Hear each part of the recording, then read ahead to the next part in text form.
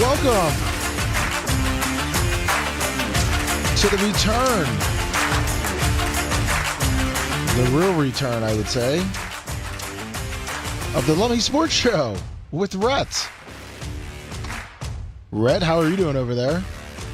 I'm doing fantastic. I'm excited to talk about some sports. Sorry, I'm a little delayed. Not have to hear any shit. Oh, I guess I'm going to be like Bubba here for a second. I'm a little delayed on my video feed, so it looked like you were ready to go. My bad. No, it's okay. I'm still putting my headphones on. I'm ready to go. I just updated. I did the. I heard fast you forward. without the headphones. I'm excited. I'm excited. We have a nice little niche, us and the people who watch the sports show. It's a cool kids club. Yes, it is. 813-90-BUBBA, 813-90 Bubba. Call in. We're going to talk about the draft. We're going to talk about just pretty much everything sports. You know, it's our first show back. We've had how long were we off this sports show for? Couple months. We started doing the midweek wrap up because we still have the Wednesday slot. That's true. We got 2 months ago. Yeah, that's true. The midweek. I mean, realistically, it's like we went from rookie ball to now we're doing rookie ball. It's like we're doing both rookie ball and AAA. Well, I mean, it was a good time to transition, to be honest. You know, sports is this time of year sucks. Like, we're going to be talking about, you know, a lot of the draft today, the falling out from the NFL draft. I'm sure there's some other shit we'll get into as well. But I mean, there's a brawl at the Rays game. Even though the Rays are here, they're playing the mighty Milwaukee Brewers. Got some USF stuff to talk about, I'm sure. Yeah, and if you look at how baseball players fight, they are not professional boxers. They just kind of throw and back away. I don't know. Siri looked like he had the mitts on him. He was shaking and weaving. Yeah, but then he started backing up. I mean, you just kind of go that. The Floyd Mayweather technique. Yeah, do you remember Kyle? Made Kyle a career Farnsworth? out of that. Do you remember Made millions. Kyle's Farnsworth And and name. I know the name. Paul Wilson fight when Wilson was on the Cubs. Wilson was on the Cubs. Kyle's Farnsworth was on the Reds.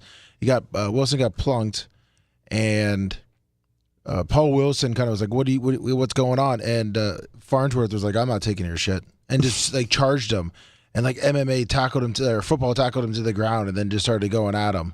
I'm sure I have seen it, but it's not coming to mind as of right now. It was actually, but once I see the highlight, I'm sure that I will know exactly which one you're talking about. It's similar to, just like with Nolan Ryan and Robin Ventura. You're familiar with that one, at least, right? Like, Yes. you know, he just grabbed him by the head. That's a classic. Farms. Worth fight. Jeez. Was it Kevin Farnsworth? It was Kevin Farnsworth. Yeah. Of course, it's probably not in Farnsworth. I know it's Farnsworth and Paul Wilson. Talking about fights, you know, there was one for the Rays game. Here we go. So here's Farnsworth with the Cubs. So Wilson right here. Ready? Yeah. Oh, of course, you're gonna really. Well, and Farnsworth could throw about 100. Why? Oh, there we go. Pop. See, he came inside. Paul Wilson was a pitcher at the time. He was bunting. He said, "You know what, buddy? What are you gonna do about it?" And then Farnsworth, who's jacked up on just complete juice. I hate how this is just pausing. And he goes, "Whomp!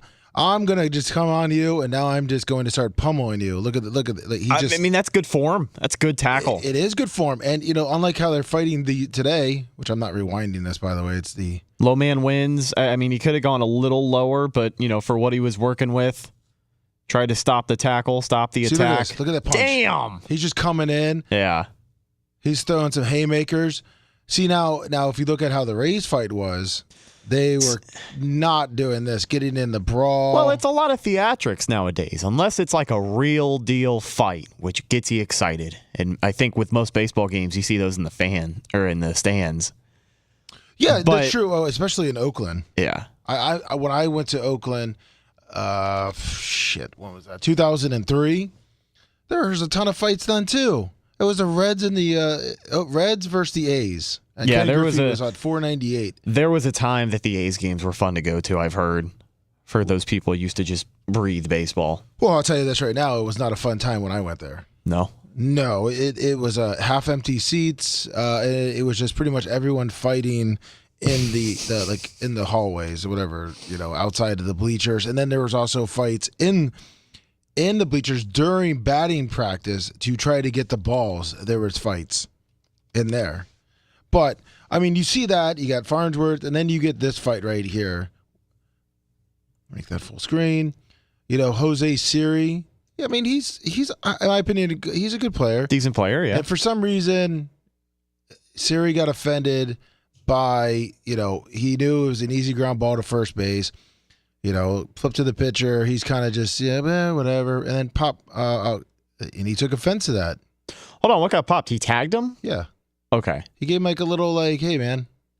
Oh, but I think Siri was pissed off. It was 8-2. The Brewers pretty much were kicking their ass. It was 1-0 the game before. Right.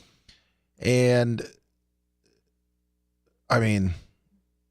And then the haymaker comes, but I mean, haymakers. Quick little punches. It's some jabs back and forth. Like that's a fight. There's some punches being thrown. Yeah, but then they start backing off. Like if you watch but it definitely feels like, and maybe in football, probably because of the presence of like helmets and pads. Not a lot of guys want to throw a punch when you're padded up and stuff. It doesn't make a lot of sense, but. I don't know. It just seems like more times than not when I see a bench clearing brawl or these teams coming together, it's just a lot of pushing and shoving. It is. Here's a better angle right here. So you got him. Oh, he's coming to smack him. Open hand. Oh, that's disrespect. Well, he dodged it. He missed it. He may have licked the helmet. I got to give it up to Siri. He did a little.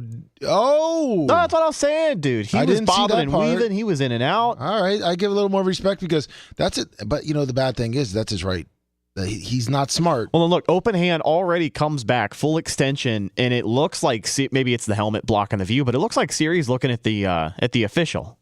Yeah, a little bit, but I think he kind of catches that. Yeah. But this is kind of a bitch move on the Brewers pitcher. I mean, let's be honest. He's going to slap him. He's already going. Look at that reaction time. Now, see, once again, not a smart move on the Brewers pitcher. You never use your hand. That you're like, even in baseball, that's the rule. If you watch Bull Durham too, they say it. You never, when you're going to punch, Kevin Costner told what's his name in Bull Durham, but it's a known fact. If you're a right-handed pitcher, you got to use your left hand, because right now, if he hits him, he could break his hand, right? Right. And then Siri, who is right-handed, comes back with just an overhand. Now, if he could easily hit his shoulder and he could break some fingers, and he's out. And then that was a week. Well, at least Siri started giving some left-hand jabs. I like the heart of the guy who tried to jump in and break it up and just fell flat on his face. Which guy was that? Watch. There's the first guy that tries to split him up. No, go back about 5 more seconds. Breaking down the Brewers Rays fight. Yeah, sorry. No, it's all right. So they come to swinging. And I think it's 12 there in the back. And right here? Watch. He tries to run in, gets between them. Guys, come on. Gets between them. Oh, yeah. Completely falls through, stumbles. Then he just gets trampled. Planted. That was a good little puncher right there. He connected a couple of times, but I mean, obviously, not the greatest outlook. And then the Rays obviously got their ass kicked. And then, I don't like this. He's like backing away, like, all right, guys. What was that one fight from a couple of years ago? It wasn't Chris Archer in Pittsburgh, was it? There was a big fight. I think it was Pittsburgh-Cincinnati. But I don't remember the players involved. By the dugouts and things like that. Yeah, but I remember they were throwing some real ones in that. Yeah, I wish I was more savvy with my baseball fight knowledge. I apologize. I know what you're talking about. I believe it was the Reds versus the Pirates. It may have been Chris Archer. I think it was the year or the year after. Yeah, you know what? It might have been. It might have been the time that he was on the. It was his first year on the team because Archer seemed like a guy that liked to fight. And what gave you that impression? What are you trying to say? He's just a fighter, man. Amir Garrett and Puig, is that? I think that may have been right here. That's the one. That was a good. That's Chapman right there, shaking the camera and everything. And he says, "Come on, buddy, right here. Here we go. Pop. Oh, you know what? He hit that guy too. He did a double fister. Innocent bystander. That's a double fister. Guy trying to stop the fight. Hope they do right here. He gives that guy like a little jab to the face, and he goes back, and then he comes in strong with the left hand right there. Gives him the business. See, the fight that I'm thinking of, I don't think that's in Pittsburgh, though. No, this is in Cincinnati. The fight that I'm thinking of, this was a pretty good brawl, though. It was an afternoon game in Pittsburgh. Go right here. Here's Pig right here. It is. Yes, Chris Archer. Here it is. Puig, I heard. I watched ESPN 30 for 30. I heard he was a real dick. Who, Yasiel Puig? See, this gets maybe. Well, I thought there was a lot of hype behind this fight because Puig was a known prick, and I think a lot of people were happy to see because he caught a real lick in this one. Yeah, not a lot of people liked Puig. Puig. He owed some people money supposedly for the Cuban thing. I'm trying to see where he's still in the league. I don't think so, But I mean, this hopefully this kind of fires up the Rays. I know some teams they really get fired up. I remember it was I think 2008. Johnny Gomes. Slow down. You're like Bubba skipping through. I want to see the fight. I think it's right here. It's like after. It's like a little after. No, this is at the end after they break it up. Is it? Joey Votto. Because it looks like they started again. Oh. Yeah. He's coming around. He's getting held off. And then he starts to take on the whole team. Yeah, but there was a clear punch to the face at one point. Maybe they show it. All right, I'll go back. I don't want to be like too much like because it looks like it's kind of backed up. I mean, but I don't know. I mean, Nolan Ryan hitting Ventura was obviously an awesome one. Maybe it's another fight Puig was in that I'm thinking of. I don't know. I remember that dude getting punched in the face. Yeah, but I do know that he the Jose Batista and Odor fight, I think, is the one that I'm thinking of. Little Purple in the chat just said that too. That's a recent one that was pretty good. Oh, Batista in the jaw. Yeah, I remember. Yeah. And then you also had I don't know if you remember this. You might be a little too young, but when the Rays were shitty against the Red Sox, and the Red Sox, Gerald Williams ran at Pedro, and then the first baseman they had at the time. Oh, here it is. No, I honestly need to start watching some more baseball fights because there's some classic football fights. There's classic NHL fights. We haven't even talked about hockey yet. Talking about sports fighting. Yeah. Jose Batista kind of lined like he kind of look at this is that the pit? Oh, that's the first base coach. Let's see. Are they going to re-show it here? I know. I need the ISO shot of those two guys going at it. Because the camera in the beginning didn't hit it up like that. Well, because the guy came in, tried to throw the first punch, and I think he missed. Yeah. And it was a fucking like it was a humdinger. There it is. Yeah. Yeah. Here we go. All right. Here it is. What up, bitch? Shove. Oh, I'll fuck you up. Whoa! Oh.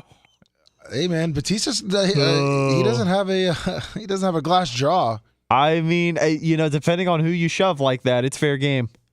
You know what? Batista was not fighting to get off of Beltray. He's like, hey, man, I'm 38 years old. Hold me up, buddy. You're on the other team. But shit, that was a man. His glasses just flew off. Man, and he was. He's backing up. Yeah, the shove. He was going for a nice little punch right there. Oh, he just took too long. He did. He tried to wind up. Took too long. But no, yeah. I mean, you know what was an epidemic in itself, and something that I really enjoyed was when stadiums and sporting events and big events started to open back up for COVID or after COVID. Oh yeah, I love that with all the fans that are going to say. Holy shit! It was like people were going to the games and they had been waiting to fight for months. Especially out in California, LA, San Francisco. I think there was that one from like the Padres game. Mm-hmm. There was another one. It was one of the basketball games. I think it was like a. Oh shit! I don't remember. And then you got this poor one. Do you remember this one? R.I.P. Don Zimmer. Terry brought it up in chat. Don Zimmer, man, at least he had some balls on it. He decided, he's like, I'm going to go after fucking Pedro Martinez. Oh, yeah. What do you got to say? Yeah, old man? Oh, yeah. Boo! It just fucking tossed him. Mel Malpazer, $9.99 super chat. Poor Don Zimmer, man. He was just a little, like, when he came to the Rays, look, they're all helping him up. They're all like, and Pedro is such a dick. They're like, man, Pedro is a dick. What do you think the protocol would be nowadays? If this happened? If something like this happened. Like, let's think of... you just feel bad for Don Zimmer when he walks off. He just looks like a sad grandpa. Yeah. You want to fucking go, buddy? All right, bop! Well, I mean, if a coach got thrown down like that? I guess it would have to be league personnel. If a coach or referee, I guess in this case, a coach. You know, if a player just physically, like if Antonio Brown threw Bruce Arians to the ground. Oh, I think the whole team would fucking just start pounding on him, and along with, I mean, I guess it depends on who, but lifetime ban. John Costica, $20 on the rant. Thank you. I think, I mean, as a player, unless you just hate your coach, I mean, you got to just kind of go after him or let the other team just start pummeling him too. It depends. Is it an opposing team? Like Don Zimmer was the Yankees and Pedro was the Red Sox. So. Right. Yeah. I mean, that's even more of an interesting dynamic. And I feel like that is grounds for immediate suspension, until further notice kind of thing. I think you get the Latrell Sprewell treatment. Tossed out of the league. Fucking take your salary away, void your contract. Like that's a one-way ticket to exit the league if you do it to an opposing team. But it's also kind of, it also kind of begs the question, like, how far are they going to let that go? Because you think about situations that had happened. The coach for Green Bay and Warren Sapp, put a jersey on. Yeah, but you remember the Sprewell and Pete Carlissimo. Do you remember that? No. You're too. So Pete Carlissimo kind of came from college. He was kind of a hard-ass coach for the Golden State Warriors, I think at the time, I think it was the Golden State Warriors. And I listened to this podcast, and one of the guys on the team was talking, and I guess everyone didn't like him, and I guess he was just riding Latrell, and like he had this dress code, he had all this stuff, and pretty much Latrell's like, I looked up my contract, talked to my agent. If I don't fucking want to wear your shit, you can find me $20,000 a game or $20,000 a week, whatever it was. And it really pissed off PJ Carlissimo, and I guess he was just like mother effing him up and down on a practice. And Latrell Sprewell walked over to him and started choking him out during a practice. That's awesome. And Latrell Sprewell got suspended for the rest of the year, and then half the team went to the press conference with Latrell Sprewell, backing up Latrell Sprewell, and then all the guys that were at the press conference literally got traded. There it is. It was what's his fucking? It's kind of like shit. It's kind of like what happened last year with Draymond Green and that other dude at Golden State. It was Brandon Ingram, I think. I think it was Brandon Ingram. But he literally walked up, like, started choking the guy out at practice. They were at practice, and essentially, we're talking about practice. Practice, not a game. Not a game. I didn't know they practice. I didn't know they got physical now in basketball. I thought they just shot 3-pointers. I mean, we're talking about practice. But not a game. I can't believe you didn't know. I can't believe you didn't know about the Latrell Sprewell thing. No, there's a lot that I need to catch up on from the 90s? 80s and 90s, especially the 90s, because as someone who kind of for someone who was only there for a couple of years, I fucking love the 90s. A lot of the stuff I watch on YouTube is about stuff in the 90s. I like documentaries about stuff in the 90s. I've watched The Last Dance with my roommate probably 12 different times. He's watching it now because he's really upset about the Lightning, which I'm sure we'll get to as well. Yeah, unfortunately, but I gotta brush up on some of the history and some of the other sports. Football is one thing in itself, but I didn't really grow up watching a lot of the other sports. I started watching hockey in 2010. I went to my first Rays game when I was 12. See, that's where you and I differ, because with me growing up in this area, football was on the third level of watching. Yeah. Because we couldn't watch football for the Bucks. We had to listen to it on the radio. And obviously the syndication wasn't as big back then. Jordan Poole, by the way, was the player that I'm thinking of. Draymond Green, Jordan Poole at Golden State. So my whole thing was baseball, basketball, even golf on the weekends. And then if the Bucks were away, otherwise it was on the radio. And we'd always go to my grandpa's on a Sunday. So we'd watch, like I said, baseball, basketball, or golf. And then we'd have the Bucks game on with Gene Deckerhoff on the radio. See, my dad, I don't want to say my dad didn't give a fuck about football, but on Saturday and Sunday, we were out usually riding dirt bikes and four-wheelers. Well, see, we didn't have my dad didn't care about college football. My dad didn't really care about football or sports. We were doing, motorsport stuff on the weekend. We were going to the Lakeland Mud Hole or the drag strip and watching drag shows. So I grew up on motorsports, and I still loved motorsports. But, I grew to love football and all of that stuff when I was a little bit older, and I watched it on my own. Yeah, my dad really didn't care about college football. I mean, we didn't have a team at that point around here. He didn't go to college. He wasn't from here. He's from Illinois, Chicago. And so, I mean, Saturday was go out and do other stuff, or maybe even baseball. And then Sunday was obviously Bucks if it was on, Haas is saying WQIK with Gene Deckerhoff saying, the Bucks are driving on the 20, go to your right and left on the dial. The good old days of listening. Rip it up and crank the knob off. Exactly. Yeah. Let's go to our Tempetary. Heard you guys talking about baseball fights. Oh, yeah, Tempetary. Yeah, you see the Rays one? What'd you think of that? Yeah, that was good, man. And, all that reminded me of, obviously, the Don Zimmer, Pedro Martinez fight that you showed is, maybe one of the greatest of all time. But made me think of old Lou Piniella, brother, and I don't know if he really got in a fist fight, per se, but as close to it as you could get. Oh, yeah, right in the face. Yeah, that's another one is pretty good, is watching when the coaches just absolutely lose their mind. And the baseball arguments. Yeah, he was the guy that would always he'd be kicking the dirt, kicking the bases, throwing his hat down and stomping on his hat, doing elbow drops on his hat. But the method to the madness there, some people might not know this, is that Lou Piniella was basically sacrificing himself to prevent his players from getting ejected. Because whenever usually what sparked those is the player would start getting mad at the umpire. But if the player starts fighting with the umpire, your player gets ejected, and now your team's down a player. So as soon as Lou Piniella would see a player getting mad at the umpire, he would sprint out there and start causing the biggest scene possible and take all the attention off the player onto himself, get himself ejected, and save the player. Exactly. And he did that a lot. He had there was a method to the madness, brother. Exactly. He did it a lot when he was with the Devil Rays back in 2003 when we were really shitty. I mean, at one point I thought he was going to fight. He was great on the Rays. Oh, yeah. He was super great. Listen, we were at 500 at one point for the first time ever in history. So, but anything else, Tampa Terry? I know you're a big sports fan. No, that's it. Hey, great shows, brother. God bless. Thank you, Tampa Terry. Let's go to our favorite caller, 641. He's going to tell us about all his fights. I've only been in a few. Well, I mean, listen. Last week you talked about taking your Cobra out and slapping some bitches. So, Yeah,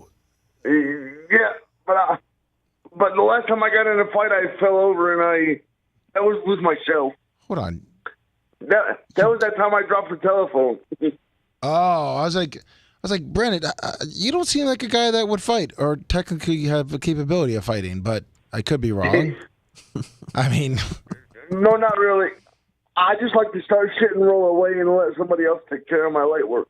Yeah, well, that's smart. I mean, look, no matter what happens, Brandon, there's no way that you're going to look bad in a fight if someone literally hits you. No matter if you ran over his foot like 27 times, the guy punches you. Yeah. He's the dick. And I think everyone, no matter what, they wouldn't even ask questions. They just start piling on the guy. Hey, should we try that at Barb? Should I go, if Calton's out somewhere, should I go see if he punches me?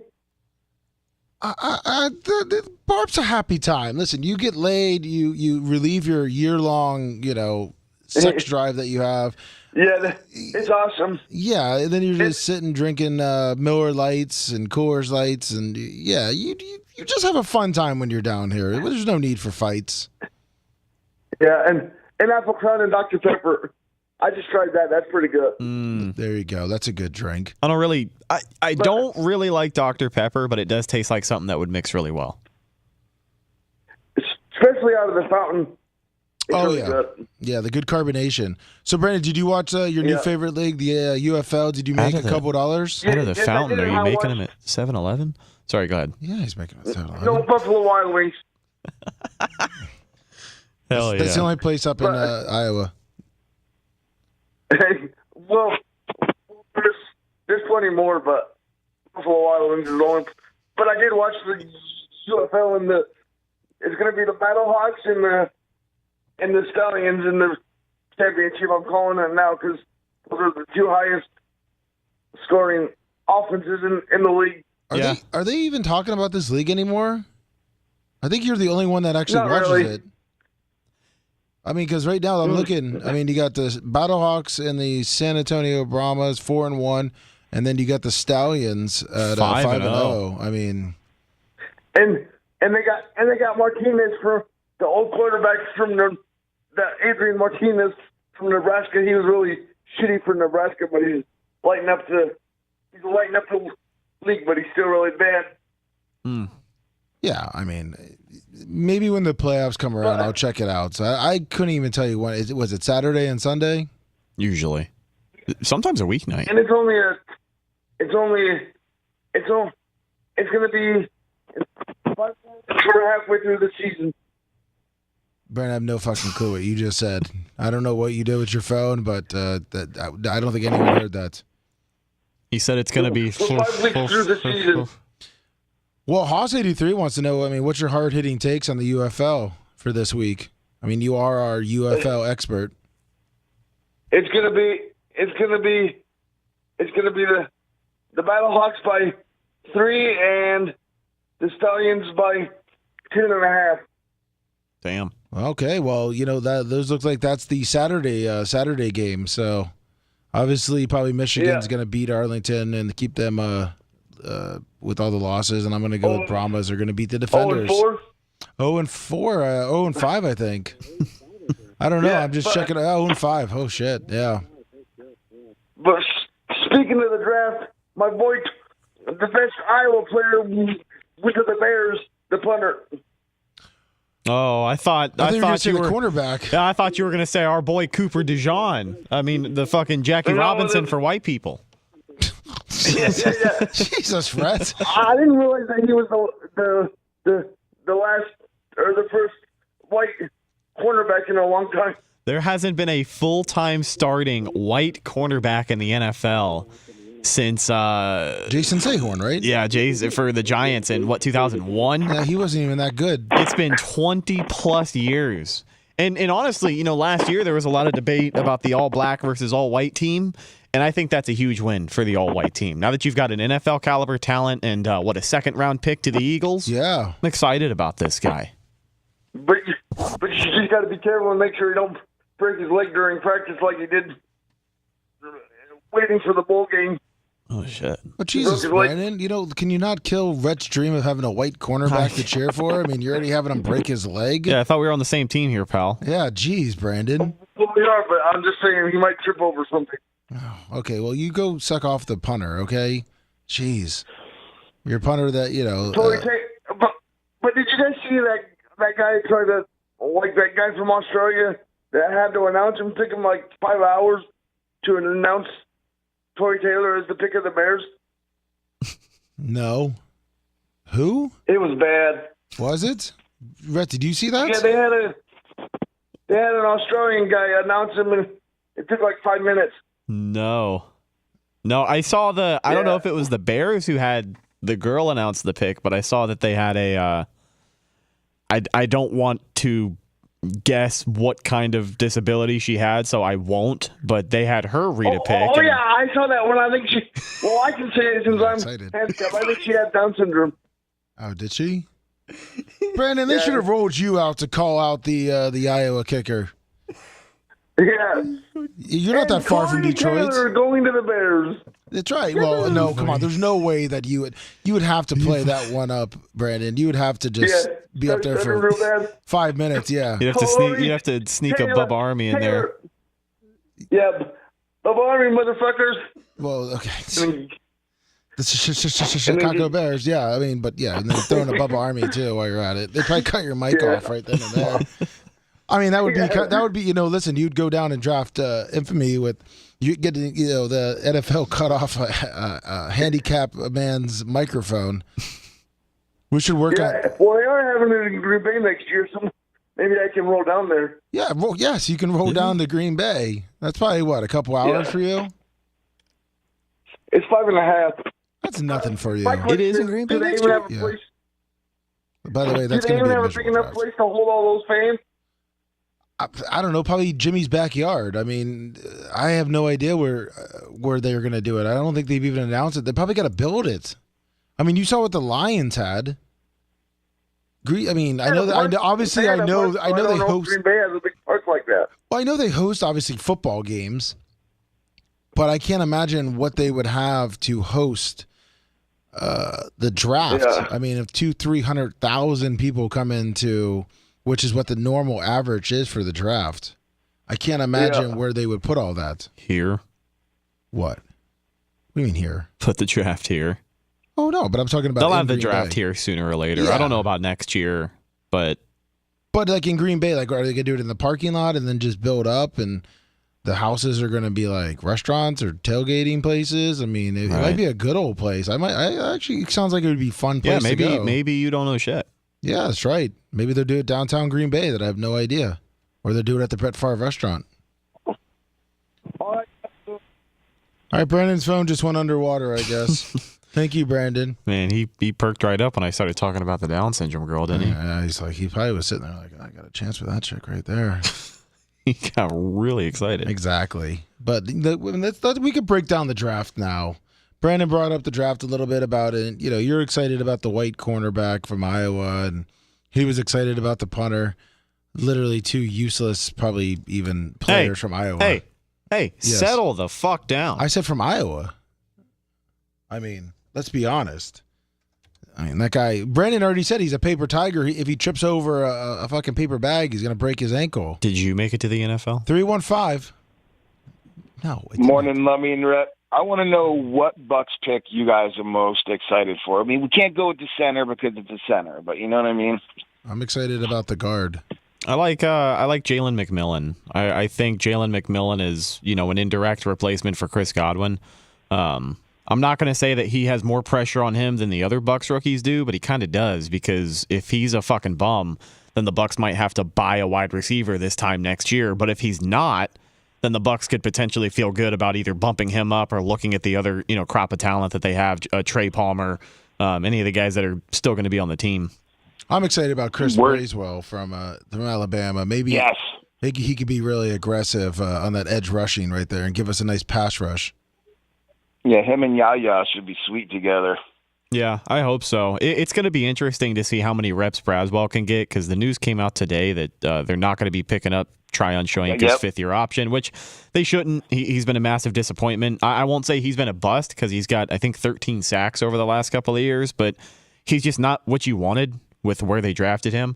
So I'm curious to see early in the season how many reps, Tryon's going to be getting next to a guy like Braswell. But if Todd Bowles can get the most out of a player like Braswell, then he could definitely turn into a guy that gets you like 8, 9, 10 sacks every year. That'd be awesome. I'd love for Diaby and Kalijah Kancey to just continue to develop. And if both of those guys develop and Braswell has a flashy rookie season, it could be a very underrated pass rush this year.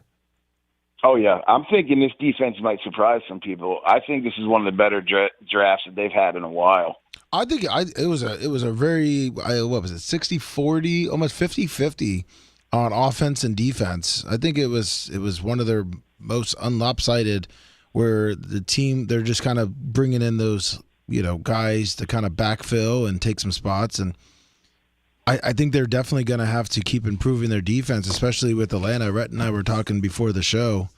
And Atlanta's we have, it's obviously the topic of our show, but they're going to be a scary team on offense. Their defense sucks, and they probably should have focused on defense, but their offense is pretty scary, in my opinion. Who was that pick that we picked a couple years ago? He was a stud. I think he was from UCF, and he was a lineman, and he came here, and he totally shit the bed. I think he had a knee injury or something. He was supposed to be like the next Warren Sapp for us, and he never panned out for anything. From UCF? I don't know if it was UCF. It was from somewhere, but he was supposed to be a stud.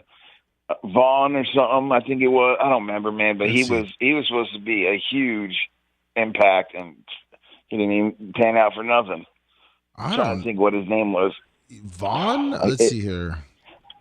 I don't know if that's it. Keyshawn Vaughn is a sure. linebacker. No, he's a running back. Yeah, that dude's a bust too. No, but he's thinking of a defensive tackle. I don't know who was a bust. I mean, obviously there's been a lot of busts. He's supposed to be a super badass, and he came here and he didn't even do crap. I don't even think he made it 2 years. Listen, the Bucs have had a lot of those. So, I mean, throughout the years. The draft is a crapshoot anyways. It's always been a crapshoot. Did Rhett leave? You don't know what a guy's going to do when he gets to the pros. You're not thinking no, that's not no. Who? I don't know. I mean, yeah, exactly. If you look at all the picks, it's literally a toss of the coin, because some guys just get way too big of heads when they start getting the money, and they kind of just start slacking off a lot. And I mean, depending on how they fit in, they fucking flame out. I mean, it happens to all of them. They're young fucking kids. Going to fall to us. Who? Verse. Yeah. Wow. I'm still looking for this make-believe player that you have. It's not a make-believe player. I'm telling you, somebody will come up with it. We were drafting like 5 or 6 years ago. The kid was supposed to be a super badass. He came in and he didn't do shit.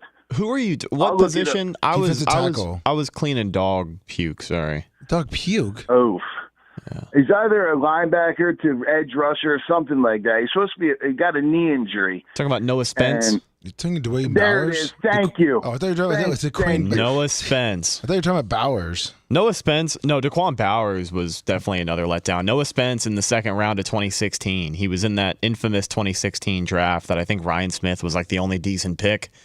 I got a buddy of mine who is a Noah Spence truther, and I have to co-sign with him. I thought Noah Spence was very talented, but he just had a lot of lingering injuries that never really went away. He had 5.5 sacks as a rookie. 5.5 sacks as a rookie, and then he had shoulder injuries, and then he was just never the same. Like every other week, he was on the injury report. Well, you know what? He didn't make this. Here we go with shoulder injuries. I thought maybe. Yeah. I'm surprised this one doesn't even have Gaines Adams on it. Oh, that was another one. Yeah. R.I.P. R.I.P. Hart, right in Chicago. Just blew out. Poor guy. All right, guys, I don't want to take up too much time. You have a great day. And remember, Longwood's never dropped off anybody to die. Oh. Ouch. Okay, I don't know what he's talking about. Attack of the Dog says, Bucks doing 0 until they get a head coach, so it is a crapshoot. What do you think about the people who still say that, Bowles is a shit coach and this isn't a Super Bowl caliber team? Because I still, honestly, I still think the jury's out.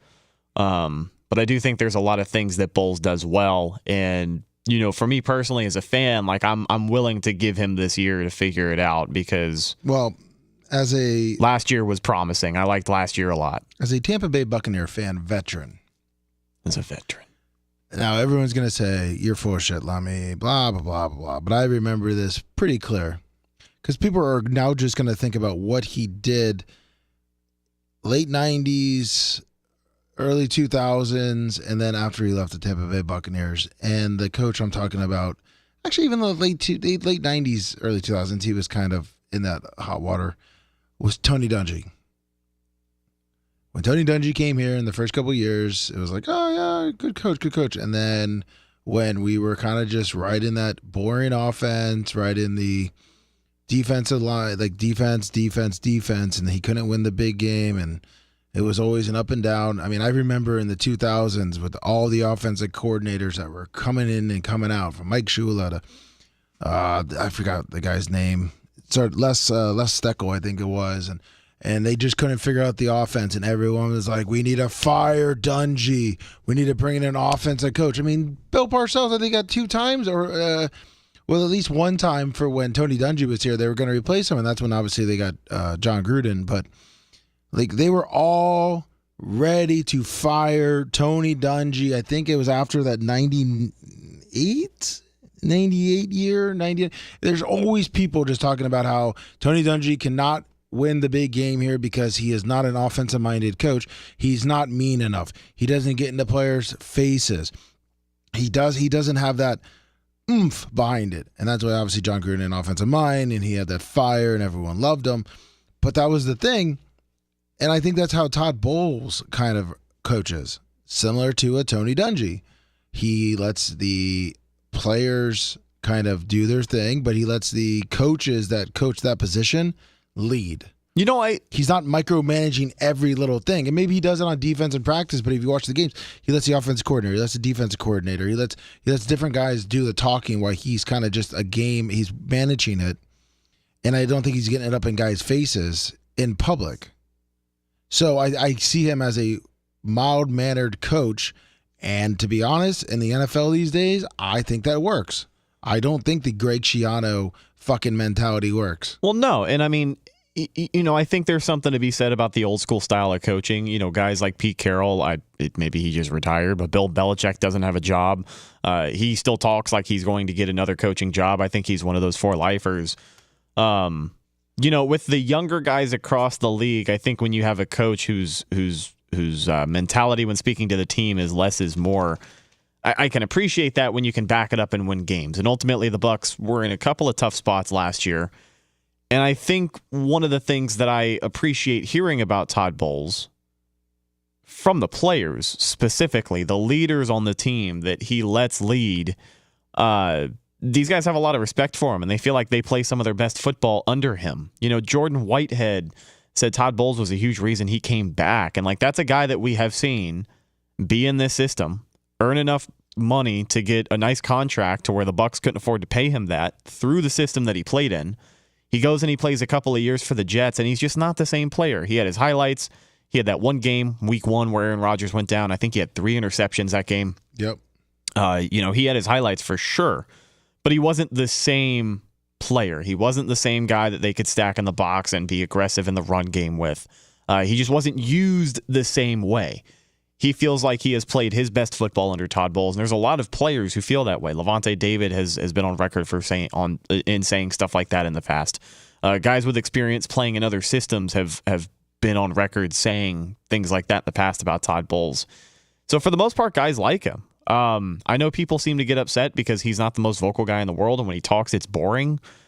But it's like I'd rather not have a coach who talks too much. Yeah, and doesn't really produce. I mean, yeah, like let's see, I got two. Well, I was actually gonna say what HS Bubba fan said, and he's kind of like a Mike Tomlin. Mike Tomlin, you know, he gets a little bit more fiery, but I would take Mike Tomlin here as a coach any day. I mean, yeah, the Pittsburgh fans are pretty, upset with him because once again, he's kind of just that boring coach and doesn't answer things, doesn't really throw players under the bus, and is kind of just been around that 500. And people say, well, it's because he doesn't have the Ben Roethlisberger. Okay, well, guess what? I mean, every coach needs good players around him, and Pittsburgh at least makes the playoffs, so he's managing those. And yeah, maybe he needs that superstar quarterback. Is it Russell Wilson? No, it's not Russell Wilson. Yeah, and I don't think it's going to be Justin Fields, but he'll probably Pittsburgh will probably make another playoff run, and everyone will say they need to fire Tomlin, and I think that's kind of how Todd Bowles is. And yes, Attack of the Dog says Todd Bowles lost the Bucs 3 games, pretty much on himself. Yeah, he makes. But once again, I don't even really think it was Todd Bowles. I think it's him not stepping on the toes of the coordinators, and I think the coordinators might have even made that. Bullshit. Well, I will say that, Todd Bowles for a while, I have my gripes about the guy. Don't get me wrong. I'm not going to sit here and pretend that he's the perfect coach for the job right now. But, a lot of the things that he does, I feel like when it comes to every coach in the NFL, the things that they do, good or bad, coaching tendencies, we can call them, some of that stuff just isn't going to go away. And I think the inconsistency with Todd Bowles definitely gets frustrating because clock management has been an issue in more than one season. Challenging plays has definitely been an issue. I remember at the beginning of the season, he didn't challenge fucking anything. Yeah. And then it seemed like the week after, he threw all of his challenge flags in the first half, and one of them was kind of dumb. But, I respected him a little bit more for deciding to be more aggressive. But then for 3-4 more weeks, he didn't do anything, and the Bucs were just not getting calls. I remember distinctively, a couple of them throughout the 2023 season. I think the Colts game, there were a few. But I don't know. I just... We don't want to get too Bucs-centric. It's kind of a local topic. But, obviously our caller brought it up. I think Bowles will be fine. I think they had a good draft. I think the Tampa Bay Buccaneers, and we'll leave it. We're going to go break down the draft here. But I think the Bucs, and I know it's not on Bowles, but I think the Bucs had a really good draft. Yeah, we can break down the draft really quickly, but we should also. Well, yeah, never mind. Go ahead. Oh no, I was just saying I think the Bucs had a good draft. Yeah, there's some interesting draft developments within the division too. Oh yes, 8-4-3. I agree. Lummy. Yeah, buddy. What's up? What's up, man? What's up? It's Debo. I don't want to mess up the flow of you guys' show, but just want to let you know that I love you guys doing awesome job, great show. But I did have a question, kind of off topic. As Bubba mentioned, or does anybody know when you guys are going to make another visit to Charleston? I know you got Bubba's promised it, and kind of. I don't under the rug. I don't see that one happening anytime soon. If anything, we'll probably make a trip to Fort Walton Beach before we make a trip to Charleston. Oh yeah, okay. I forgot you guys aren't even on 98 anymore down here. No. Okay. No. I guess I'll have to make a road trip if I want to. Yeah, Fort Walton Beach. It's probably, about 5 hours from you? Cool, man. Well, you're breaking up. You guys are awesome. Love the show. Thanks, man. All right, man. See ya. You think that was us? You think we were breaking up? We didn't have our signal out? I don't know. That guy might just be his signal itself might just be a little delayed because he didn't know we were on he didn't know we weren't on Charleston anymore until just now. Well, thank you, Debo. Appreciate you listening. But yeah, maybe head down when we're in Fort Walton, or just jump on the plane and come down to the Tarpons game, June 22nd. We should have that ticket information here shortly. They are working on it for the Bubba Army night. Yeah, be on the lookout for another commercial. Multiple commercials, especially in the Bubba repacks, which are next week, scheduled for next week. So get it on to that. Next Friday? Yeah, next Friday. All right, so a week from this Friday. You heard it here first, folks. It is another edition, the third edition of the Bubba Army repacks, brought to you by Lummy and Fast Talk and Daniel Rose. Yes, of course, and Daniel Rose in the background, which hopefully Rhett brings the duct tape and closes it up for us. But check it out. A lot of good stuff again. And we'll have some probably commercials and some previews on some of the great stuff that we will be bringing to the Bubba Army repack for next Friday that is scheduled. I believe it's going to be going up here this week if you want to jump in and get one of the slots. On to the NFL draft. There honestly was not really any surprises, in my opinion, on the first four. Now, the Chargers, I thought they were going to trade down. Obviously, if you're living in Charleston and are living in a cave and you don't know that Caleb Williams went number 1, Jaden Daniels from LSU, Heisman Trophy winner, went number 2. Drake May from North Carolina went number 3. Marvin Harrison Jr., son of Marvin Harrison, the great Colt, Arizona Cardinals. And then number 5, the Chargers drafted, I think, the best lineman in the draft, in Joe Alt from Notre Dame. And I think that kind of shows the old school mentality that Harbaugh is going to bring to the Chargers. Yeah, and I think Harbaugh, of all coaches, knows that to build any team in the NFL nowadays, it has to start with the offensive line. You cannot run an offense without a cohesive offensive line. And if I'm not mistaken, I think Justin Herbert has been getting his ass kicked. Oh, yeah. These last couple of seasons. So they could have gone out and got him another flashy receiver. They could have, maybe got a big defensive tool there. Well, nobody got a fucking defensive tool for 13 picks. That was one of the big surprises in the first round. But I like what they're doing here for Justin Herbert. I like him. There's still another year or two left for me on the Justin Herbert hype train. I know a lot of people have already kind of turned on him, but I think his last head coach was just incompetent. Yeah, better arm than Tua. So you got that. Yeah, so this is a good move. Joe Alt's a good lineman. He should be good for them for a very long time. Now, I mean, if you're looking at who pulled the opposite of what the Chargers did, that would be the Giants, who drafted the wide receiver out of LSU for Danny Dimes.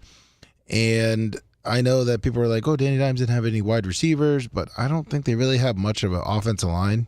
Yeah, I mean, they don't have anything in New York. When you look at the offensive side of the ball, maybe they had Darren Waller at tight end still. I think so, yeah. Who was contemplating retirement and cheating on his wife over the offseason. Oh, they got a divorce now. Yeah. So I do think that New York is unfortunately going to be the same old New York, but you got to start with weapons somewhere. And I know I was just talking about building a team from the trenches, but Daniel Jones has been there long enough that I guess you had to start somewhere, and they started with a weapon. And then, you go into the Titans, who, they went kind of back to what the Chargers did. They needed to protect their, Will Levis, his blind side. So they drafted, J.C. Latham from Alabama. I think it's Latham, offensive tackle. Now, Alabama's line, they were huge. They're monsters, and I know Bubba loves talking about how big their linemen are. But if you watch them against USF, their linemen couldn't keep up with the speed of USF's defensive line at that time. Yeah. Which is why that game was pretty much down to the fourth quarter. This site, Sporting News, gave that grade a B-, and they saying it was pretty much a reach. I think Tennessee has a little bit more to fill. Obviously, they got to start at an offensive line, but I can see this being another Kenyatta Walker right here. I know that's an inside reference to the Bucs, but I think that it was a reach for them. Yeah.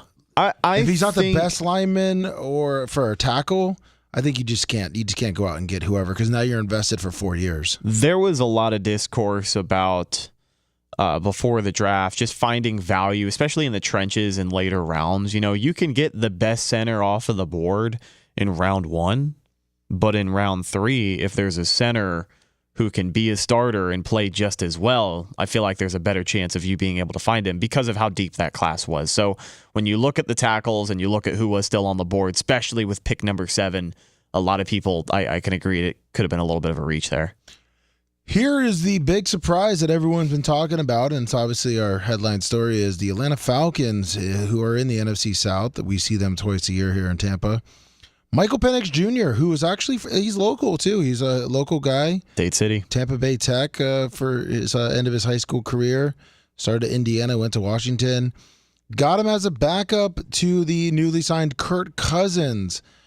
Raheem Morris, obviously, is now the head coach there, who was in Tampa, and he made some pretty crazy picks. I know, once again, it goes to the front office, but I believe they say Raheem had a little hand in it. Do you think this was a bad pick for the Falcons, Rhett? Yeah, I think this is a pick that's going to set them back about 4 years or however long they have Kirk Cousins.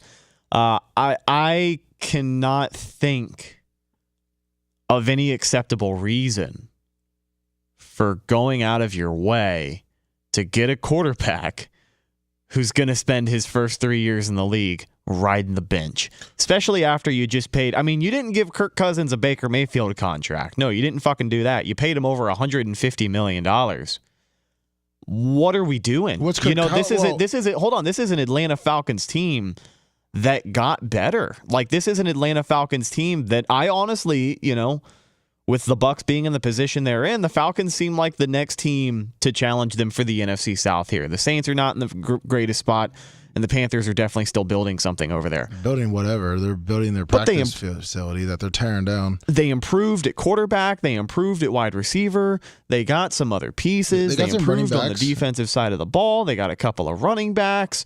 They could have had a stellar draft if they had just taken anyone else but Michael Penix Jr. Again, a quarterback who, by the time Kirk Cousins is done playing in Atlanta, best case scenario, Michael Penix will probably be like 27 years old. Well, I have to disagree with you on this one.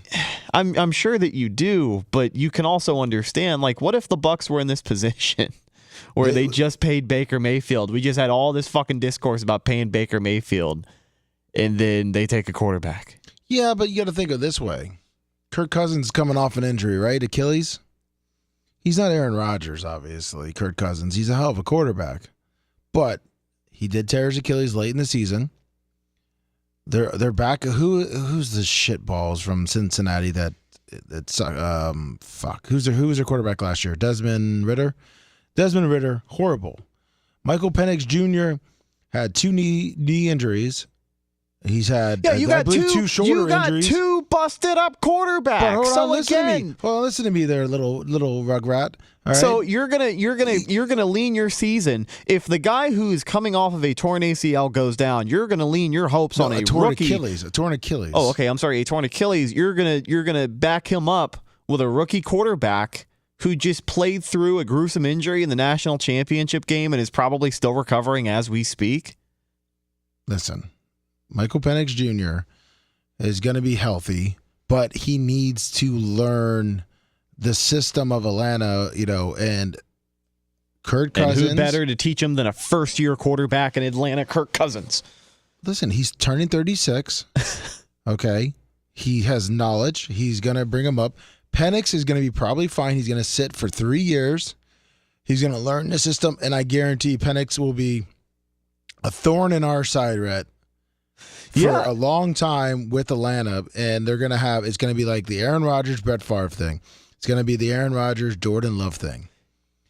Sure, what the fuck ever, I guess. I mean, the jury's still out on Jordan Love. What do you mean? Bubba said they had the greatest year ever. Oh, I bet. What are you, a fucking Tua fan I too? think Babyface said statistically there wasn't a quarterback better in the second half of the season than Jordan Love, and that's fine. They got themselves a stud. Yeah, and listen, and Babyface knows everything. So, but I do think it is funny that everyone reacts to this, and they're like, they're immediately trusting the process. Aaron Rodgers was coming off of an MVP season. Yeah, but he got hurt. I think the year before. And then he had 2 back-to-back MVP seasons. Yeah, and So his injury, how many MVPs has Kirk Cousins won? None, right? Correct. Maybe this gets the drive like Aaron Rodgers have, and Kirk Cousins comes out and wins 2 MVPs back to back. And has a chip on his shoulder. That's what they're hoping for. It's Raheem That's Morris. what they're hoping for. Raheem Morris took a chance on a young man out of Kansas State. I don't think it was Raheem Morris. I think Raheem Morris would have preferred a defensive guy. Oh, Raheem Morris back in 2009 took a chance on a 15th pick overall out of Kansas State. Had a 19, 20-year-old named Josh Freeman. They had Byron Leftwich at the time.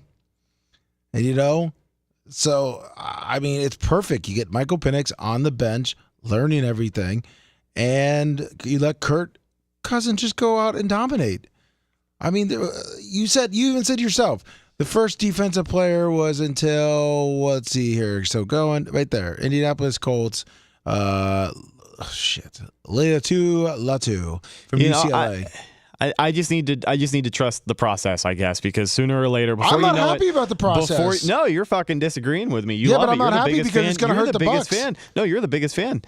It's going to hurt the process for the Bucs. Sure, yeah. I mean, this guy's probably going to be thrown all over us here soon. So again, I should trust the process. But 3, 4, 5 years from now, I don't know what kind of light we're going to be talking about Michael Penix in Atlanta with. I honestly, I'm not going to pretend that I have any idea. So you're telling me right now, Michael Penix was available, and the Tampa Bay Buccaneers had the number 8 pick, and we had that contract with Baker Mayfield. You wouldn't take Penix? No, fuck no. Are you kidding me? Sorry, I almost had an outburst. I almost said something we probably shouldn't say. That's R. That's R'd. That's restarted. Listen, we'll see what happens, obviously, but I think Michael Penix is going to be a good quarterback for the Atlanta Falcons. Unfortunately, it's going to have to be against the Tampa Bay Buccaneers. Maybe he can pull a Tanya Harding and take out Kirk Cousins in his mom minivan. Yeah, maybe. But I don't think it's that big of a flop for Atlanta. I mean, yes, they probably do have some other needs on defense, but I think they're just covering their ass, and now they possibly have a quarterback of the future that is going to be learning behind Kirk Cousins. I mean, Kirk Cousins is a good quarterback. They'll drive by and get him while he's leaving the Shoney's. That's right. He'll have his wife and his 8 kids with him. At Ponderosa after eating a nice Ponderosa steak. He's in his khakis and his business plaid shirt tucked in. That's right, with his Doc Martens. He's like a guy who dresses like Jake from State Farm on his days off. Of course. He's a good guy from Michigan State. Mm-hmm. I mean, and he's worth a lot of money because he's got a lot of quarterback franchise tags on him. The 9th pick, it's 50-50 between Rhett and I on this pick. Looks like the Bears on their 2nd pick in the first round got, Rome Odunze? From Washington, the wide receiver. Close enough. Rome Odunze. And I think, honestly, that's a really good pick for the Bears. I think the Bears, I don't like the Caleb Williams pick, but I think this was a really good pick for them. I think he's going to be a perfect number 2 guy right next to DJ Moore. I think that's really going to help Caleb Williams in his rookie year. But obviously with a rookie quarterback, I don't think everyone's going to come out like a CJ Stroud. Yeah, I don't have a lot of faith in I don't have a lot of faith in Caleb Williams. Sorry, I was drawing a blank on his name. Jesus Christ. I don't have a lot of faith in Caleb Williams. I know I'm not the only person to say that. I know that isn't exactly a hot take at this point. But I do think on the offensive side of the ball, you have to be very happy with the improvement that the Bears have basically gone out and made for themselves, especially in the receiving core. Just a year or two ago, they had nobody. They had fucking nobody. And I think they still have Darnell Mooney, if I'm not mistaken. I'm a big fan of Darnell Mooney. Been waiting on him to actually break out in the NFL. He just hasn't. I don't know why. But, between DJ Moore, who is a solid number 1, Keenan Allen, who has been a solid number 1 for the Chargers for over a decade, and then, now you get Rome Odunze. I think there's a lot to like. There's a lot of athletic ability. They got a pretty good playmaker at tight end, too, if I'm not mistaken. I don't think they did in the draft, but I think they just have one in general. I'm not sure. I'm not sure who they have at their tight end position. The only Bear tight end I can possibly think of right now is Greg Olsen for some reason. I don't know. But, yeah, no, the Bears are going to have a really good offense. Hopefully Caleb Williams is obviously plays up to a number 1 status. And then we go to number 10, Minnesota, and I think, them trading up, who I thought they were going to trade up to the Chargers, but taking J.J. McCarthy, the Michigan quarterback. He came out of nowhere, but he's got a lot of weapons around him. Justin Jefferson, Jordan Addison, T.J. Hawkinson. I think their running backs aren't too bad. I mean, Alexander Madison was fucking awful last year. He was like, who's the other guy? They have another guy. He was terrible. I think they signed someone. Yeah, but I think Minnesota trading up for the Jets. I mean, I think it was a little much. I think J.J. McCarthy probably would have. He wasn't going to get picked from the Jets. They probably could have waited in their number. I mean, unless they thought someone was going to trade up for J.J. McCarthy. But I mean, J.J. McCarthy kind of came out of nowhere. I know he's a national championship quarterback, but I believe some people had him dropping out of the second round. So I mean, I think obviously. Well, JJ, I think here's what I had heard as well, and I think this is maybe why they got aggressive and they jumped on it. There was some footage that came out, and Atlanta, I guess, wanted to try and do something with the number 10 pick with New York. I don't know if New York had talked to Atlanta about trading up, or they had called to see if Atlanta was interested in trading back, or if Atlanta was taking offers. But I guess it was floated out that there was something potentially going to be happening between Atlanta and New York with that number 10 pick. So if Minnesota calls the Jets and they happen to mention that on the phone, then I'm sure that they're going to want to get aggressive and get their guy. Because it's kind of like what the Bucs did back when they had, I think they only traded up 1 or 2 spots to get Tristan Wirfs. But they fucking traded up to make sure they could get him. Because God forbid someone else deals that pick away to a team that needs that position. I think they were anticipating a trade, so they were like, let's just get on it. Well, and this site gave that grade an A. So, I mean, I don't know how strong J.J. McCarthy's arm is. Never really. I mean, Michigan didn't seem like they threw it downfield a lot. So we'll see if he's able to make the throw to Justin Jefferson. No, that's the thing, too. That's my big gripe with McCarthy is I think the late draft hype was just some good marketing by his PR team somehow, because it seemed like not a lot of people were super excited about him in the draft, fresh after winning a national championship. But, 3 months later, everybody says he's a top 10 quarterback. So we shall see. But I think he's going to struggle with that deep ball early. But, I mean, hey, there's no better guy to be throwing to in your rookie season than Justin Jefferson, I think, in the NFL. Oh, of course. And let's sexy pick here. Jets take off as a tackle from Penn State. Yeah, Aaron Rodgers needs a little bit of coverage. And now we go to the hapless Denver Broncos and the coach that thinks he can turn every quarterback into the next Drew Brees. And you love this coach. Oh, well, yeah, I fucking love the coach. But I will say about Bo Nix, some people might disagree. Maybe this doesn't age the best. But I think there were a lot of things that he did better than some of the other quarterbacks in this draft. I think more often than not, you heard Bill Belichick and Sean Payton break it down between each other. The mechanics of all of the things that make a good quarterback are there the most consistently with Bo Nix. When you pull up his tape, you can see that he's constantly setting his feet, resetting his feet before he's able to let go of the football. He is constantly looking downfield, keeping his eyes downfield while staying aware enough in the pocket to move around if he has to. He's always looking for a receiver before he's looking to run. When I say all those things, you might think of a boring quarterback like Tom Brady, but that's what makes those guys consistently great, is the fact that they have the mechanics of a good quarterback to stay poised in the pocket, keep their feet set, make the important throws, and find the open man. And apparently, on film, Bo Nix is one of the better guys at doing that. So I like him, and I'm curious to see which quarterbacks we're talking about at the end of the year, because I think Bo Nix is going to get pretty much trial by fire in Denver, right? Yeah, I mean, they don't have anyone else, and he is 24, so he is a veteran at this point. Coming out of college, he's been to 6 years in college, I think it was, from Auburn to Oregon.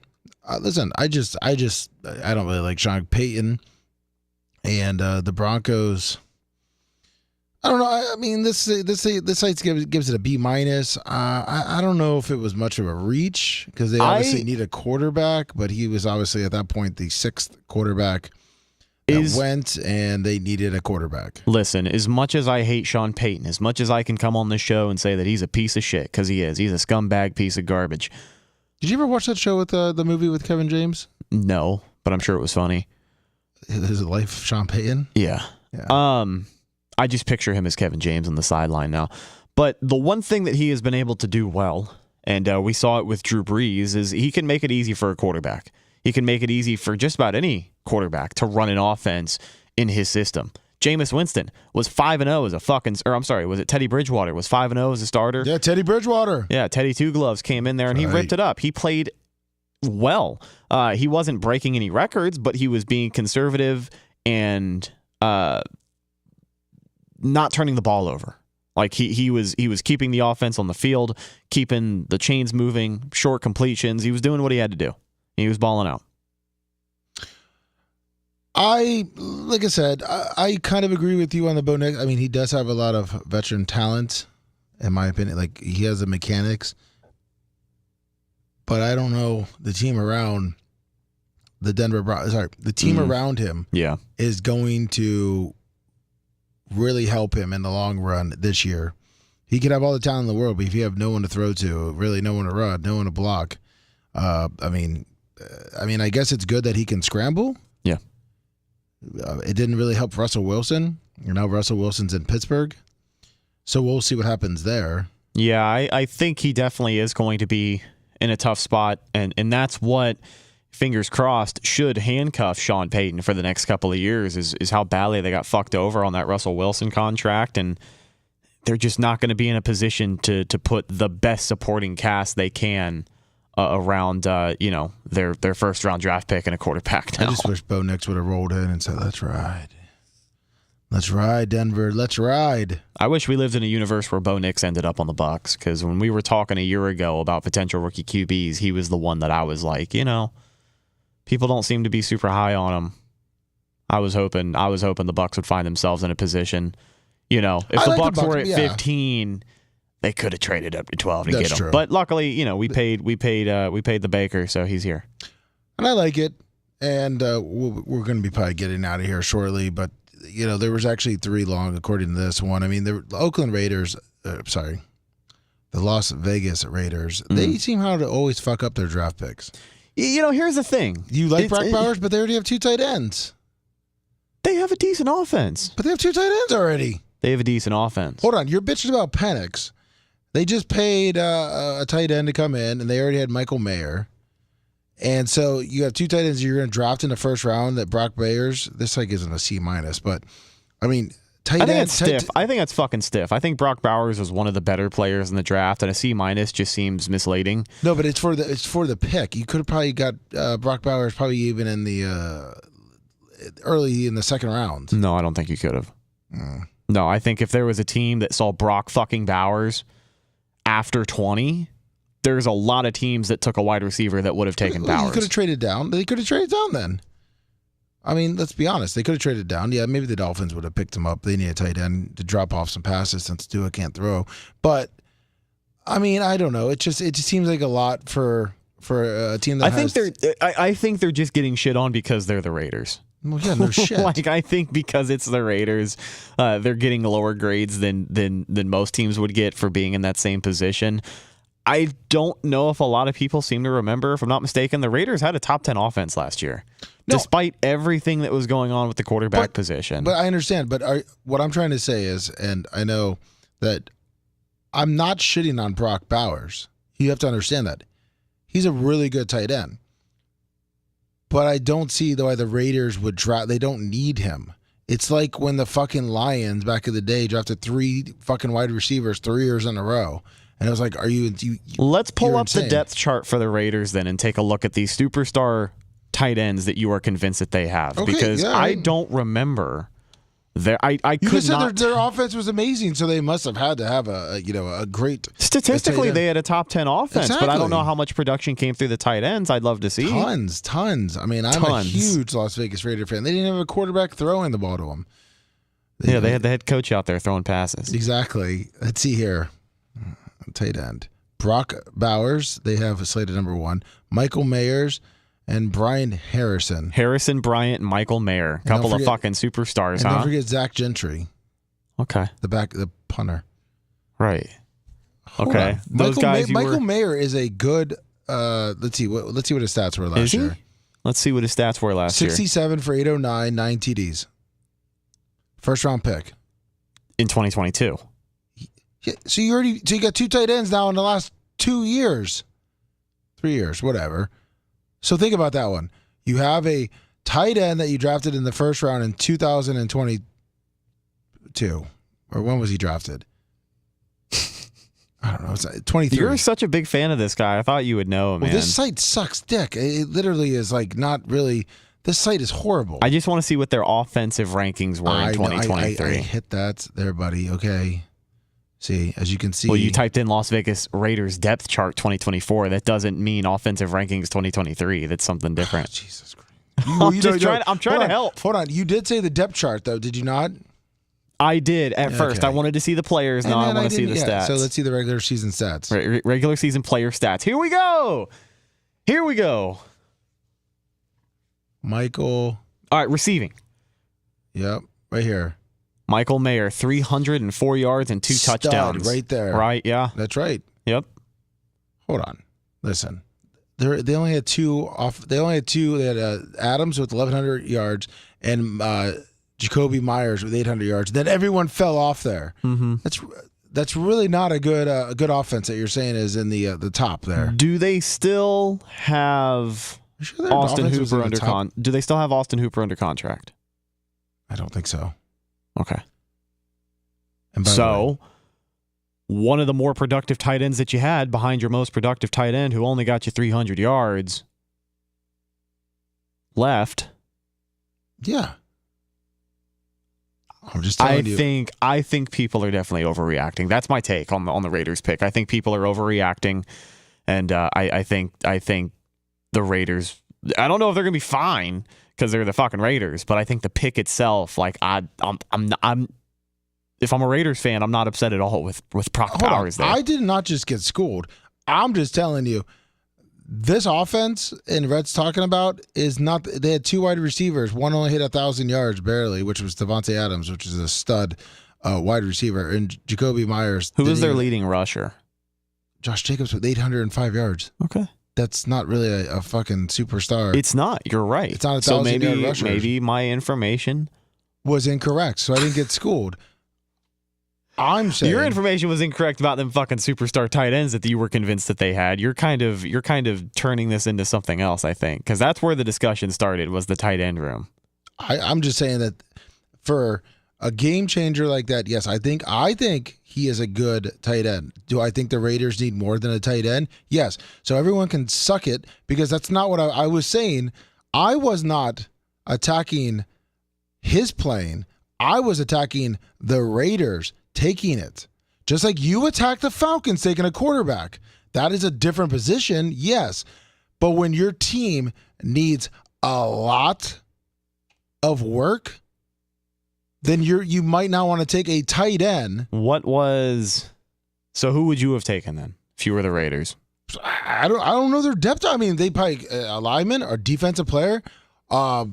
Fucking anything besides the tight. A tight end is not a game changer. Why don't you go ask the Falcons when they drafted? A tight end is not a game changer? No. Kansas City, their tight end isn't a game changer. So you're comparing him to Kelsey? Was not a game changer. Really? No, but when we're talking about the ceiling that this guy has as a tight end in the NFL, you know how highly prospected he was as an athlete coming out. I'm not. So you're guaranteeing. So you're saying Kelsey? I'm not guaranteeing it's going to happen. Catches. I'm not guaranteeing it's going to happen. But you're sitting here saying that a tight end cannot be a game changer. That is incorrect. Not for the Raiders and their quarterback. Because a tight end Who's their quarterback? Who's the Raiders quarterback? Huh? Who's the Raiders quarterback? Aiden O'Connell. Okay. Yeah, it's going to be a real fucking game changer. Maybe they should have got a different player. Yeah, maybe it fucking will be, because Devontae Adams does not want to be there. So maybe okay. So what? So he's going to be a game changer when you're just throwing to the dump into the tight end. Kelsey has Patrick Mahomes. Okay, he had Alex Smith before. It was like, oh yeah. Okay, put Kelsey with Aiden fucking Hooper, Cato, whoever the fuck he is. Put him with that. No, Go put him somewhere else. You could put a tight end like. Okay, Gronk was a Tom Brady, the greatest quarterback ever. Okay, you're talking about what? You're talking about taking a tight end who is actually really good on a shitty team. Just like when the Falcons took the Gator tight end. Just like when the Bucks took O.J. Howard. Yeah, and guess what? He's shit. but he could have been a game changer. Yeah, but he wasn't prospected to be fucking Brock Bowers. Nobody was forecasting him to be a top 10 pick. Who? O.J. Howard? Yeah. Where did he go? 19. Okay. So O.J. Howard was supposedly this freak athlete. Remember the Gator? Who's the tight end for Atlanta Falcons? Kyle Pitts. And he was supposed to be a game-changing tight end. Kyle Pitts got kind of fucked over in that offense. Why? They weren't throwing him. Because they weren't throwing him the football. Yeah, exactly. Atlanta needed a lot of other shit besides the tight end at that time. Oh, God. I'm not talking about the player. I'm talking about the team that took him. I understand, but you're not telling me who you would have drafted. You're not telling me. I don't know. You could I tell don't me know. any other fucking player at any other position on the board that you would have drafted instead of a tight end. How about this one? For the Raiders? But All right, instead, you are telling me Here's where I that would've a taken tight that. end cannot be a game changer in an offense. You are changing Here we go. the I'll tell you who I would have argument, taken. Lummy. Ready? I'll tell you who I took. Who would you have drafted Right here. if you were the next Raiders? one that got taken. I'm trying to tell you. The guy, the Fioga, offensive tackle for Oregon State. I would have taken Latua, the edge rusher from UCLA. You're just going down the list. You're just looking at who was drafted. I would have next. taken Jared Verse from Florida State. Rhett. Because you have you know Max why? Crosby? Hold on. Those are better players that are available in the draft. Right, but you've got one of the best edge rushers in the NFL with Max Crosby. And he doesn't need a guy on the other side. Brett, who's the guy on the other side? That would be awesome, but don't you think there's a bigger need on the offensive side of the ball to get a little more production? When you've already got production from that position, maybe you can widen the gap at another position with a guy who could potentially be a generational player. From the quarterback that he's going to be getting it from when they don't have a good offensive line. But you're right. You know what? You are right. I'm wrong on this. That's all I wanted to hear. The Raiders definitely are a good pick for Brock Bowers. You know what? Brock Bowers. You know what? Brock Bowers what's is funny? probably going to play like shit because you know why? The Raiders and his stats are going to be shit because the Raiders have no one to throw to. He has that. See, every fucking buddy can suck it. I'm not talking about Brock Bowers' talent. I'm not talking about that Brock Bowers can't be a game changer. You can't be a game changer on a shitty team. Yes, you can. No, you can't. Yes, the fuck you Not can. as a tight end. If you have yes, you can. Okay. Not as a tight end. He doesn't control the ball. If you have no one that can throw him the ball, it doesn't matter how good you are. They need someone to throw him the ball. You still need a team. I understand Rob your Gronkowski point. and Travis Kelce goes to the Carolina Panthers. They are probably not as good as playing with a team as they were on. It's simple. I'm not saying their talent is shit. But you can't. The Raiders needed more than just a tight end.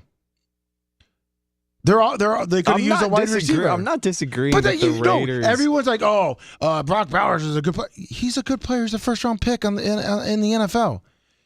I'm just saying the Raiders needed a lot more. Just like the Falcons think, hey, Michael Penix is the future. That's stupid. They already have a quarterback. Okay. Well, they think in the next 3-4 years, he's going to be a good player. It's like Brock Bowers is a good player. They don't have anyone to throw to him. They don't have a awesome line. They're not like some super team that just needed that tight end to fill, like when the Patriots took Gronkowski. The Chiefs built up Kelce when they had a really good offense. You said the Raiders had an amazing offense last year. I didn't say it don't was see the amazing. stats. I didn't say it was amazing. Top 10. I said I thought it was top 10. Okay. And can we, just to get an answer so we can fact check ourselves here, Yeah. can we pull up the NFL 2023 offensive rankings? Yeah, of course we can. By team. Because everyone keeps thinking I'm attacking him. I'm just saying he's not going to be a game changer for the Raiders because their offense is shit. Offensive. Oh, fucking I hate this keyboard. It's a little sticky. It's not sticky. It's tiny. I can't. Look, I'm just gonna go with that. I'm literally a T-Rex when I'm sitting there. NFL offense total team stat leaders. Oh, we'll click on that one. Oh, I bet you they're gonna be like bottom 5. No, you're fine because they were a tight end away from the Super Bowl. Oh, they were fucking. Oh, there they are. So 1, bottom 2, 3, 6. 4, 5. Oh, so they were in the bottom 27. But hey, it's fine. Go draft the tight end in the 15th pick. Once again, everyone literally says I'm wrong because I'm saying that the Raiders should have got a tight end, and I don't know anything.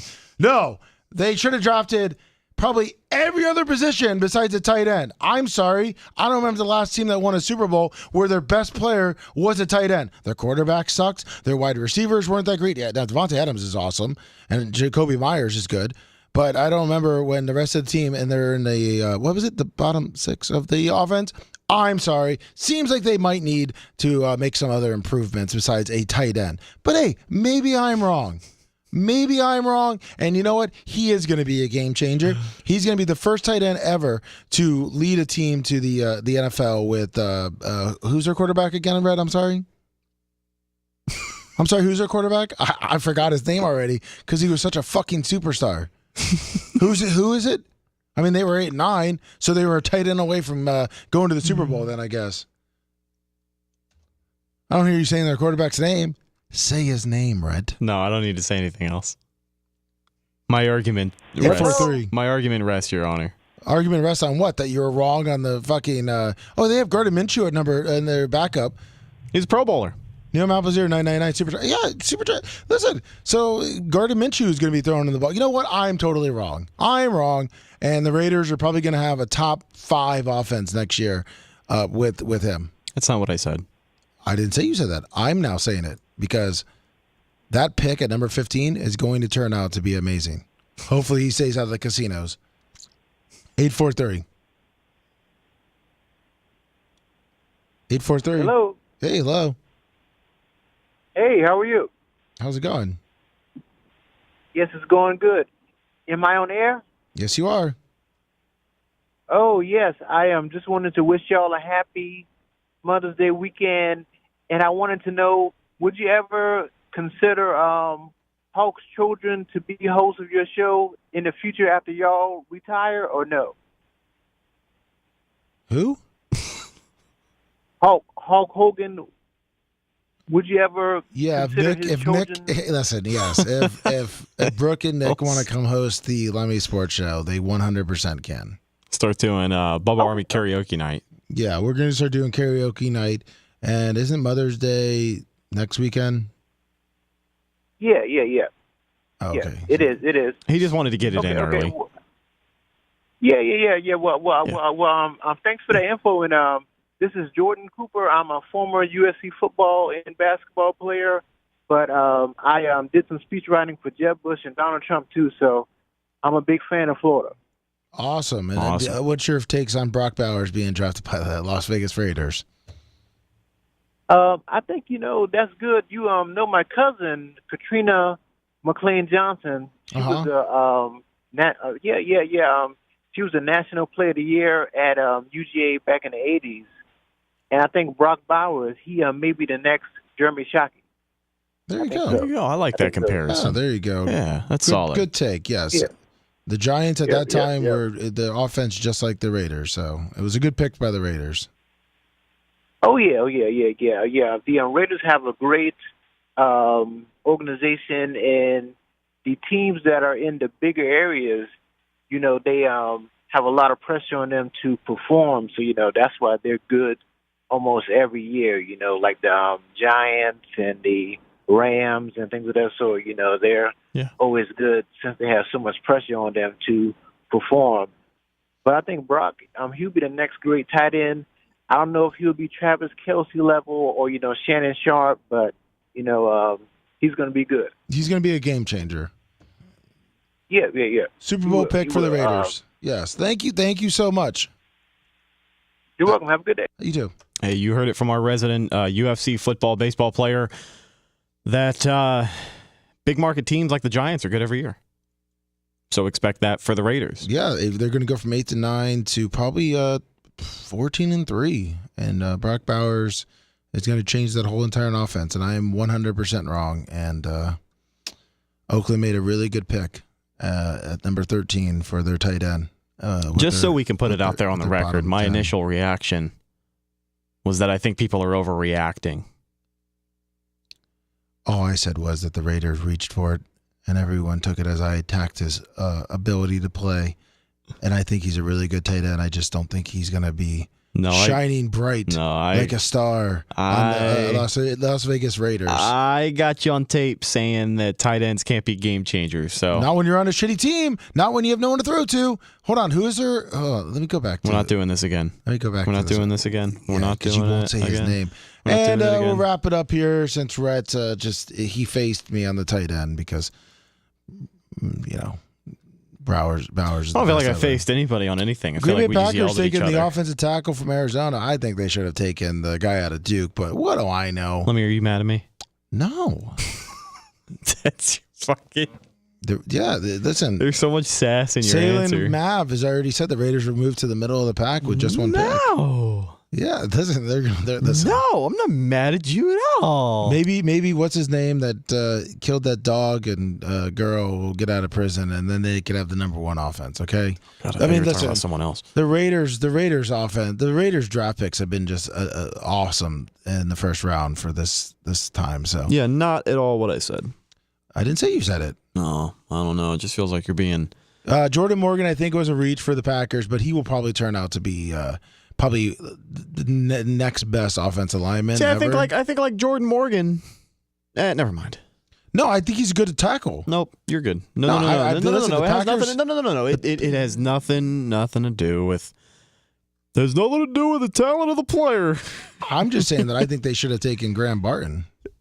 I'm happy though that the Bucs got him. Yeah, I'm glad that Graham Barton. I'm surprised that he was still on the board. We didn't really talk about. We talked about the Bucs draft class, but we didn't talk a ton about Graham Barton. I think he's a stud. I think he's a guy that, in Tampa Bay, it helps to be versatile on the offensive line.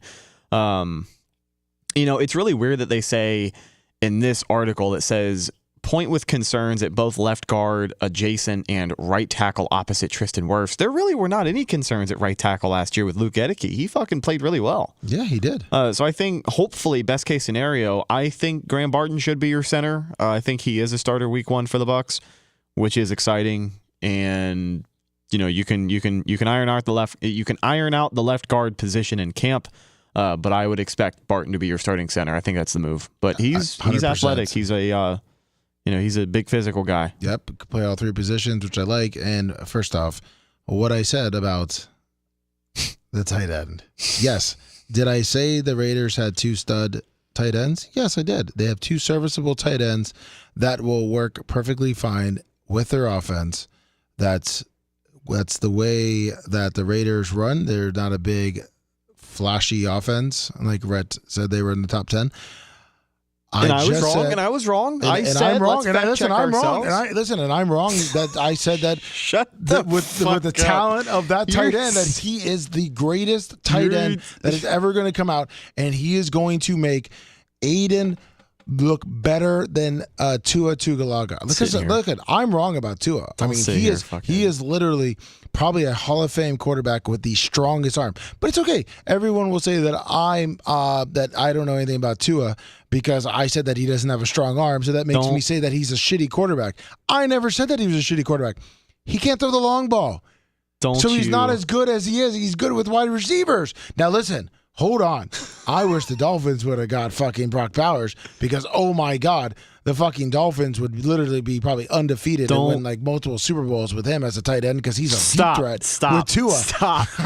Tua can throw it 95 yards downfield. Don't you sit in that fucking chair and patronize me and the audience of maybe 150 people who tune into the best sports show in Tampa every Wednesday at noon. Don't do it. Don't sit there and do it, because as soon as you started talking about Tua, that's when I knew you were being genuinely insincere, because you have been needlessly passive-aggressive about this entire thing for basically the rest of the show. I mean, we should have never had the discourse about Brock Bowers. I apologize. I'm a fan of the pick, though, for the Raiders. I think he'll be a good player. I hope Brock Bowers has 2,000 yards receiving next year, because you know what? He is a stud tight end. I hope he does. I hope he has at least 700 receiving yards his rookie season, so I can take this air check and shove it up your ass a year from now. I hope you can, because you know what? Brock Bowers in college made Beck and Bennett look good. He did. Fair point. Yeah, that is. It's not a wild concept. Because that's never happened to a wide receiver that never panned out in the NFL. I mean, look at Kelvin Benjamin. He was a good wide receiver, but he wasn't a Hall of Famer, and he made Jameis Winston look like a fucking Heisman. He was a Heisman winner, because you just throw the ball up and you catch it. And guess what? Jameis Winston is pretty much coming out, so... But Kelvin Benjamin, I think he's a Hall of Famer too now, right? Well, you remember how good Josh McCown and Mike Lennon looked throwing the ball to Mike fucking Evans. So you never know. That's right. You never know. Listen, good job, Raiders. I'm glad you got your next tight end for the next 20 years. Good job, Lummy. I love you, pal. I love you too, and hopefully, yeah. And there's a lot of room in my ass for you to shove that air check. Thank you, HS Bubba fan. Hey, sales saving Mav. Guess what? Yeah, the best Raiders tight end is ranked last in the NFL, and their offense was in the 6th. So He's still going. Where's their tight end? He's still going. Their tight end's ranked last? Where's their quarterback ranked this year? Where's their quarterback ranked this year? I guess he's going to be in the top 10 now. Where did Josh McCown and Mike Lennon rank in 2014? Probably top 10. Yeah, I bet. Best quarterbacks ever. Everyone have a great rest of your day. Bubba Army Shop, Bubba Army Store, BubbaArmyMerch.com. Go get your Bubba Army Alpha. It's going to be listed up there. Get your Brock Bowers fucking autographed jerseys too while you're there. I can't wait till the fucking season. Brock Bowers. Now you're just gonna be watching the Raiders every single week. Every time Brock Bowers gets a reception, you're gonna text me and be like, "Look at your boy." I can't wait. I can't wait for you. I can't wait for you. And Salem Mav to be 100% right, because he is going to be the best tight end ever. Everyone have a great rest of your day. I just said that the Raiders shouldn't have picked him, but you know what? Fuck it. See you tomorrow. Yeah, we'll see you tomorrow.